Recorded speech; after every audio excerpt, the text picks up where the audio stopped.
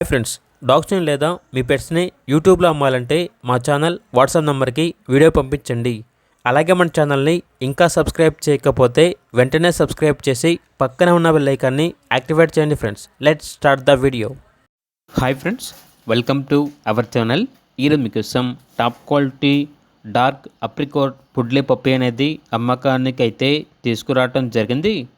Only 1 male puppy యాల్బ్లో ఉంది.